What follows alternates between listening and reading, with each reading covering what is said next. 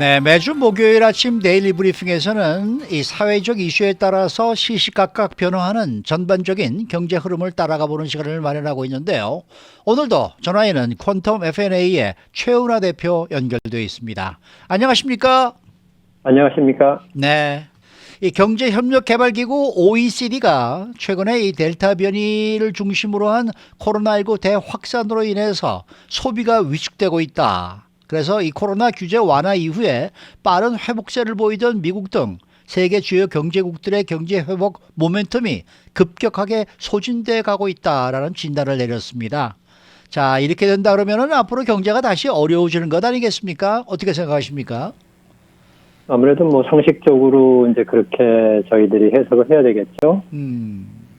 경제학을 하는 사람들이 그 일반 소비자분들하고 대화할 때 제일 어려운 단어가 뭐냐면요. 네. 경제가 좋으냐 어렵냐 이것을 이렇게 질문하시면 사실 굉장히 당황합니다. 이게 무슨 얘기냐면 경제학에서 다룰 때 경제가 좋다 나쁘다는 그 조금 어려운 용어로 거시경제를 얘기합니다. 그 말은 경제 전체, 미국 국가 경제 전체가 성장을 평소보다 빨리 하느냐 적게 하느냐. 네. 그다음에 성장할 수 있는 잠재력만큼 성장하느냐 아니면 잠재력보다 못하느냐 이 평가예요. 그런데 많은 분들이 경제를 좀 안다라고 생각하는 그런 분들 나한테 질문을 할 때 경제가 어려워지냐 쉽냐 또 좋아지냐에 대한 기준이 뭐냐면 내 삶이 좋아지느냐 또는 내 사업체가 잘 될 거냐 이 부분을 질문하시는 거예요. 아하. 네. 그러니까 아주 극단적인 그 가상의 예를 들어드리면 우리 한국 같은 경우는 국가 경제의 상당 부분이 삼성이라고 한 기업이 차지하고 있지 않습니까? 네네. 근데 삼성이 너무너무 잘 되는데 나머지 기업들이 다 안 된다고 가정을 해보자고요. 아주 가상현실로. 그러면 국가 경제 전체로는 잘 되는 걸로 나타날 수가 있어요.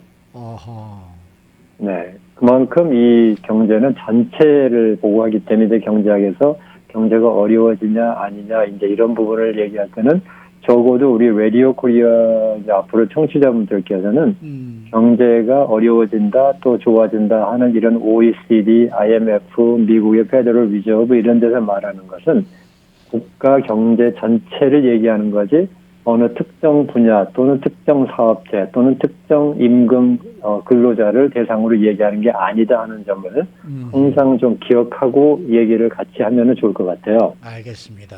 네. 그래서 이제 지금 미국 경제가 나빠질 거냐? 지금 미국 경제는 뭐 몇십 년 만에 최고의 호황입니다. 그렇죠.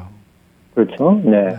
그런데 그렇게 또 얘기하면 별로 안 좋아하시는 분들도 꽤 많이 있는데 이렇게 되는 이유는 지금의 호황을 이끌고 있는 가장 주요 힘이 뭐냐면은 재정, 그러니까 재무부에서 풀어내는 그 부양책하고 연준이 금리를 초저금리로 하고 그다음에 양적 완화하면서 돈을 많이 풀어낸 이런 효과에 의해서 소비가 많이 늘고 있기 때문에 그렇다라고 하시면 되거든요. 네. 그러면은 소비는 굉장히 잘 되고 있는데 그러면 소비가 계속 잘 되면 뭐가 따라와야 되냐면 생산이 따라와야 됩니다. 그렇죠. 네. 그런데 지금 생산은 뭐 여러 번 들으신 얘기처럼 세계적으로 아직도 생산 시설을 풀 가동할 수 있는 그런 체제가 안 돼 있고요. 거기다가 이제 물류 대란이라고 하는 그러한 그 선박의 문제가 지금 아주 심각해가지고 생산은 지금 소비를 못 쫓아오고 있는 이런 상태죠. 그런 과정에서 저희가 이제 왜 경제가 어려워질 거냐 여기에 두 가지 측면을 다 설명을 해야 되는데 하나는 OECD가 얘기했다는 델타 변이를 중심으로 해서 이제 그 팬데믹이 다시 대확산하면 어떡할 거냐 하는 이런 부분이 하나가 있고요. 만약에 델타 변이가 없었다고 그러면 계속 이 고성장세를 유지할 거냐라는 질문이 두 가지가 있어요.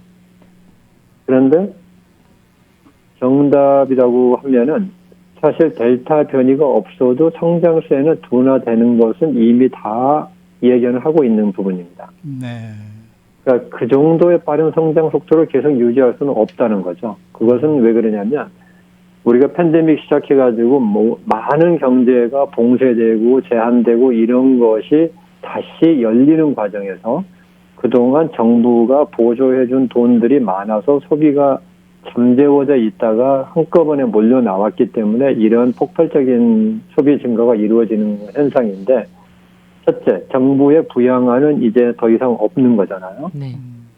그 다음에 연준도 지금 양적 완화를 서서히 거두겠다고 하고 있는 중이고, 그 다음에 우리가 팬데믹 이후에 지금 실업수당 청구 숫자를 보면은 전통적인 실업수당 청구인은 한 320만 명 수준으로 낮아졌지만, 전체적인, 그러니까 이번에 팬데믹 기간에 특별히 연방에서 보조가 들어온 실업수당까지 합치면 1,200만 명이 좀 넘어요. 그러면은 이 연방 특별 보조 프로그램은 이번 9월 초에 끝납니다. 그렇죠. 그러면 아주 단순하게 얘기하면 약 한 880만 명의 근로자들이 실업자가 되는 거예요. 물론 지금도 실업자니까 실업수당을 받겠지만 지금은 연방에서 주는 특별한 보조를 받고 있는데, 이게 9월 초가 되면 이분들이 그 돈을 받을 것도 없어진다는 거죠. 네네. 그러면 이런 모든 상황을 바라보면은 이것이 앞으로 그동안에 고성장했던 것은 막혔던 부분이 밀려온 것하고 그 다음에 회복하는 부분들하고 이런 걸로 인해서 빠른 성장을 했기 때문에 앞으로 당연히 이 성장 속도가 둔화되는 것은 뭐 예상할 수 있다, 이렇게 보고 있는데, 여기에 지금 델타 변이가 또 나오다 보니까 이제 여기에 만약에 부양안도 끊기고 그 다음에 소비할 수 있는 그런 저축들이 이제 많이 소진되고 이렇게 되는 상황에서 델타 변이까지 혹시 와가지고 다시 사회적 거리두기라든지 봉쇄 조치라든지 아니면은 기업 활동들을 줄여버린다든지 이제 이렇게 되면은 경제가 그 성장 속도의 둔화 속도가 훨씬 더 클 것이다, 이런 얘기를 지금 하고 있는 겁니다. 그래서 이제 질문에 경제가 다시 어려워지는 거 아니냐 하는 질문에 있어서는 그 거시 경제, 전체 국민 경제를 볼 때는 지금 성장 속도는 많이 줄어들 것이다라고 예상하는 것이 이제 대세를 이루고 있고, 이 부분이 이제 각계 개별 기업들 또 개별 그 임금을 받고 일하시는 근로자분들이라든지 그다음에 자영업을 하시는 분들에게 어떤 영향을 미칠 건가는 그 분야에 따라 다 성격이 다르기 때문에 거기에 따른 그 음양, 그러니까 좋고 나쁨의 차이는 있을 것으로 예상을 합니다. 네. 자, 배럴당 77달러까지 올라갔던 국제 유가의 벤치마크 브렌트유가 글로벌 성장이 둔화되고 있다라는 그런 우려 속에서 다시 70달러 아래로 떨어졌는데요. 월스트리트에서는 이 같은 유가 하락이 미국의 주요 인플레이션 완화 요인이다, 이런 분석을 하고 있습니다. 자, 그렇기 때문에 앞으로 물가 상승 속도가 가파르지 않을 것이다. 뭐 지금의 상태를 그냥 유지하지 않겠냐. 뭐 이런 예측도 나오고 있는데 이건 어떻게 생각하십니까? 아주 재미있는 질문이에요. 재미있는 질문이라는 얘기는 뭐냐면, 네. 그 많은 분들이 작년에 팬데믹 시작됐을 때는 경제가 파국을 맞아가지고 어떻게 될 거냐는 불안감에 시달리다가 그것을 어떻게 해가지고 이제 정부가 역할하고 이래가지고 잘 되다가 요즘에 와서 굉장히 빨리 성장하면서 나타나는 파생적인 효과가 이제 물가 상승이거든요. 네. 그러면 물가 상승이 좋은 거냐 나쁜 거냐라고 질문을 드리면 답이 좋은 거라고 답이 나와야 됩니다. 네. 그런데 요즘은 다 물가 상승을 걱정들을 하고 계세요. 그러니까요. 그렇죠? 그러면 물가 상승의 우려를 없애는 제일 좋은 방법은 뭐냐면 경기 침체를 일으키는 겁니다. 그럼 너무 극단적이지 않습니까? 그렇게 극단적인 것이 현실이라는 말씀을 드리려고 말씀을 드리는 거예요. 물가 상승률이 떨어진다는 것은 경기가 그만큼 나빠진다는 걸 얘기하는 겁니다. 그래서 오늘도 국제에너지기구 인터내셔널 에너지 에이전시 IEA라고 하는 데죠. 여기서 유가 하락을 경고를 했어요. 이제 방금 질문하신 내용과 같은 맥락인데, 이 IEA가 유가 하락을 경고한 내용을 보면 델타 변이 때문에 글로벌 수요가 감소하고 그다음에 그러다 보니까 지금 원유 재고가 지금 많이 쌓이고 있다. 따라서 앞으로는 원유가가 많이 떨어질 것이니까 이것을 좀 준비해야 되겠다는 경고를 했는데, 얼마나 이 카멘트가 재밌냐면은 불과 3개월 전에는 IEA가 뭐라고 얘기했냐면 OECD 플러스 국가들에게 증산을 좀 해달라고 그랬었어요. 앞으로 원유 수요가 굉장히 늘어날 것 같으니까 원유를 좀 많이 좀 생산을 해달라고 했던 국제 에너지 기구가 이제 와서는 또 다시 유가 하락을 염려를 하고 있는 거죠. 그러니까 그만큼 지금의 상황이 한 치 앞을 예상할 수 없는 것을 지금 예를 들어서 보여주고 있는 건데, 오늘도 어제죠. 어제 그 사우스웨스트 항공사가 이제 실적 발표하면서 얘기한 그 내용들에 이런 얘기가 있었죠. 승객이 많이 줄었다. 델타 변이 때문에. 이제 이것은 사우스웨스트 에어라인이 굉장한 그 미국의 국내 항공 수요의 그 중요한 비중을 차지하고 있는 항공사니까 여기에서 얘기하는 것은 전체 항공사의 그 현실을 보여주고 있는데, 지금 실제로 항공 수요는 많이 줄었고, 글쎄요. 항공료도 지금 떨어지고 있어요. 그 비행기 값도. 이제 이런 것을 본다 그러면 이 델타 변이로 인해서 유가 하락이 올 수 있느냐? 그것은 뭐 충분히 그럴 수 있고 지금 그런 현상이 지금 나타나고 있는데, 이제 이런 면에서 그러면 인플레이션 완화 요인이 되는 거냐? 그것도 그렇죠. 지금 7월에 이제 물가 상승을 보시면은 그 소비자 물가 중에서 유가가 차지하는 비중이 굉장히 높았었어요. 근데 이제 이 유가가 뭐 여러분들 잘 보시면은 뭐 벌써 게스테이션 가서 심지어는 5불대까지 지금 나오잖아요. 글쎄요, 말이에요. 예, 이런 부분들이 이제 조금 하락할 가능성은 나오는데, 여기에다가 이제 또 한 가지는 그 여름에 가장 그 가솔린을 많이 쓰는데 이 시기가 지났죠. 이제는 여름 휴가철이 지났으니까 이 부분에서도 좀 유가 하락의 요인이 있고, 그래서 이제 유가만으로 본다 그러면은 지금 현재의 델타 변이로 인해서 글로벌 수요가 감소할 가능성이 올라가고, 그러다 보니까 벌써 이제 재고가 쌓이는 겁니다. 재고가 쌓이고 그러면서 이제 미국도 그 여름 휴가철이 지나고, 이런 면으로 볼 때는 어느 정도 그 인플레이션의 압력 부분 중에 에너지 부분에서는 좀 많은 완충 역할을 해줄 수 있다. 이제 이렇게 예상을 하고 있습니다. 네. 지금 방금 그 물가에 대해서 지금 언급을 해주셨는데, 지난 7월 소비자 물가지수 이 CPI 상승률이 6월에 이어서 이 7월에도 다시 또 고공행진할 것이다라는 예상이 나오고 있단 말이에요.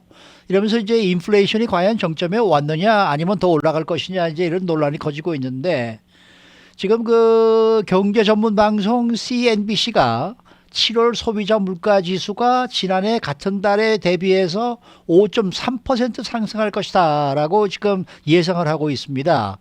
그러면서 이 물가 상승이 정점에 다다를 것으로 보인다라고 분석을 하고 있는데, 과연 정말 인플레이션이 정점을 지났다고 생각을 하시는 건지, 아니면은 당분간 떨어지면서 다시 정점을 유지하느냐 아니면 떨어질 것이냐, 어떻게 생각하십니까? 네, 그 이번 주에 이제 발표된 그 7월의 소비자 물가하고 생산자 물가를 보면 이제 서로 엇갈린 결과가 나왔어요. 소비자 네. 물가는 그 전달에 0.9% 성장을 했는데 이제 7월에는 0.5%로 많이 하락을 했고요. 근데 생산자 물가는 계속 지금 1.0%를 유지를 하고 있고, 생산자 물가 같은 경우는 지금 물류 문제라든지 이런 것 때문에 또 델타 변이로 생산국들의 생산이 뭐 더 잘못하면 타격을 받을 것 같아서 더 올라갈 상황이 있어서 지금 현재로 볼 때는 인플레이션의 그 고공행진은 계속 될 것이다라고 이제 볼 수 있는데, 네. 그러면 이제 연준이 맨날 얘기하는 뭐 일시적인 현상은 뭘 얘기하는 거냐, 이제 이 부분에 조금 그 관심을 가지실 필요가 있어요. 인플레이션은 이렇게 생각하시면 됩니다. 이번 달에 0.5%가 오르고 다음 달에 0.5%가 올랐으면은 이제 합계로 1%가 올라 있는 건데, 그 올라 있는 상태가 유지가 되면 어떻게 되겠습니까? 그 다음 달은 0%입니다. 0%죠. 그렇죠? 그러니까 연준의 파월 의장이 얘기하는 부분은 이런 거예요. 일시적인 현상이다라고 얘기하는 것은 올라가는 성장세가 일시적이라는 걸 얘기하는 겁니다. 그래서 오르고 나면은 그 상태에서부터 더 안 오르면은 인플레이션은, 월별 인플레이션은 이제 상당히 줄어들거나 없는 상태가 될 수도 있다는 거죠. 네. 그러니까 지금 현재로 보시면은 현재 물가가 높다고 해서 많은 분들이 제가 이렇게 이 대화를 나눠보면 이렇게 기대를 하시는 것 같아요. 인플레이션이 일시적이라는 얘기를 들으시니까 지금 올라 있는 물가가 떨어질 것이라고 예상하시는데 그 얘기가 절대로 아닙니다. 아, 네. 네, 현재 있는 물가가 올라왔는데 여기서부터 안 올라갈 것이라는 쪽에 비중을 두고 있는 게 파월 의장이 설명하시는 거예요. 아하. 설명하는 거고 이것은 경제 현상에서 보시면 그건 당연히 그렇다면 인플레이션이 이제 많이 둔화되고 또는 아주 그 통제 가능한 범위에 들어왔다 이렇게 볼 수 있는 건데 네, 네. 지금 그래서 이제 정점에 도달했다라고 하는 얘기는 뭐냐면 정점 이후가 되면은 마이너스가 된다는 것은 아니라는 거죠. 네.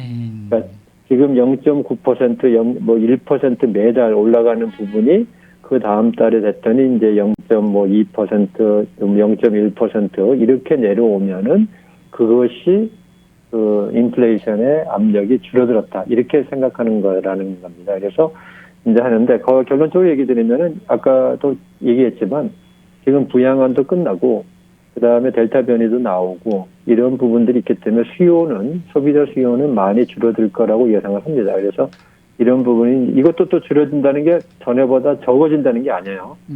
소비가 늘어나는 속도가 훨씬 줄어들 거란 얘기입니다. 그래서 이제 네. 이런 부분을 보면은 이 물가 안정세가 올 수도 있다라고 하는 연준의 의견도 지금 뭐 아직까지도 충분히 유효하고 그다음에 델타 변이에서 생산이 차질이 생기면은 그에 따라서 또 물가가 더 올라갈 수 있는 그런 상황이라서 매달 그야말로 살얼음판을 걷는 그런 분위기다 이렇게 이해를 하시면 되겠습니다. 네.